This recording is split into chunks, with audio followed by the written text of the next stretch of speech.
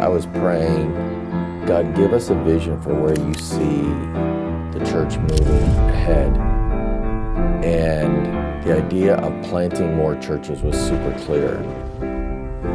That calling, that challenge, that push for me was really stretching. And I guess in my mind, I was thinking smaller, and then one day it just seemed like, no, this is going to be 100 churches.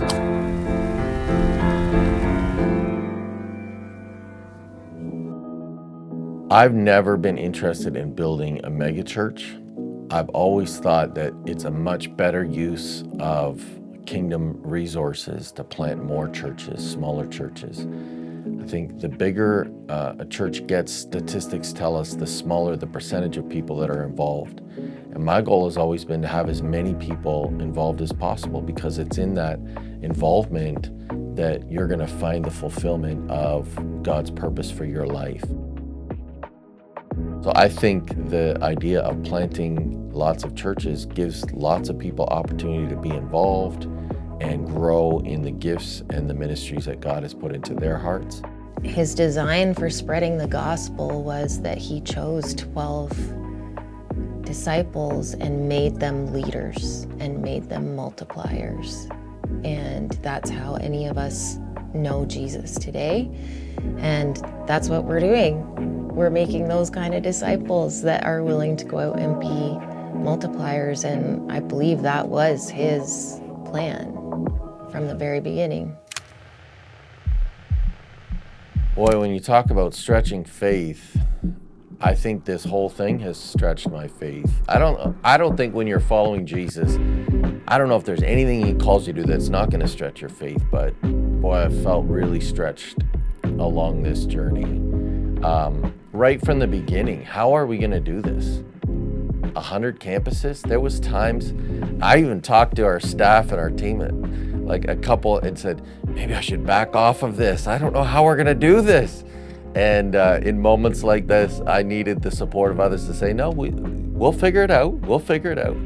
And so it has been stretching along the way. And then, of course, when the pandemic happened, you know, it had me wondering, are we even going to have a North Shore campus left? Will there be anybody left when they reopen us from the pandemic? So lots of things to stretch my faith along the way, but I'll often go back to something our founding pastor, Pastor Andrew, said to me when I was in a really difficult moment. And he said, God is not going to help you. You are helping him. It's his church. And that realization in my mind is something I go back to over and over again. It's his church. He knows how it's going to happen. And I don't need to know everything right now. I just need to be obedient with what he showed us so far. So let's take the next step of faith and see where we go from there. And yes, it is very stretching. And yes, my faith has grown abundantly through this, as we've seen God do miracle after miracle. So it is stretching. I don't think you do anything for God without being stretched, honestly. Mm-hmm.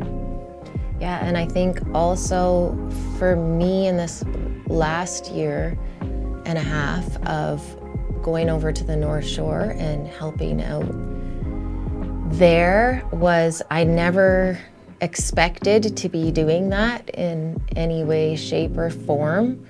But for me, it's like, okay, what is God's dream? I have the skills to help move God's dream forward.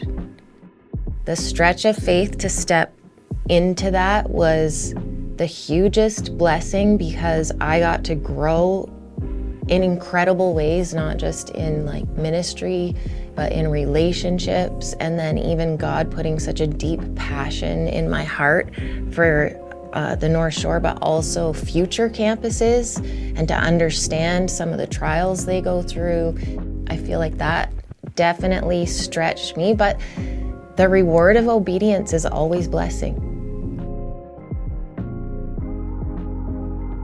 Our yes and just responding to the Lord, it's always blessing. And, you know, just that continued decision to say, yes, God, this is your dream. This is all back on you. It's actually not about us. We're walking in obedience, and as others follow, you know, generations, whether or not we'll be alive to see it, God's faithful. I'm so thankful for a church that actually catches vision and helps to run with it. There's something about doing it together as a team, and we talk about teamwork here all the time. You know, we call all of our different areas of ministry teams in the church because it does take teamwork to make a dream work. And so each campus, each church needs great teams, but it also needs people to envision the big picture together as a big team. And I'm so glad that our church is a church that loves to dream like that and see what God could do in the future. I think it's going to require bigger stretches of faith than we've had to this point. I think it's going to require bigger sacrifices than we've made to this point. But I also think God is going to provide in even more miraculous ways than he has to this point. So I'm excited to see how God is going to provide for each of us, because, you know, it really is all of us together seeing this happen. But I know that it's going to be even better than it has been before. A huge way of being able to participate in this incredible dream and vision is asking God, what is my place in this? Because you have a place in this. Like, God has you here for a reason that is way more fulfilling and rewarding and eternal than just coming to church on Sunday. And you will feel so much fulfillment and joy as you watch God work through you to fulfill his plan and his dream.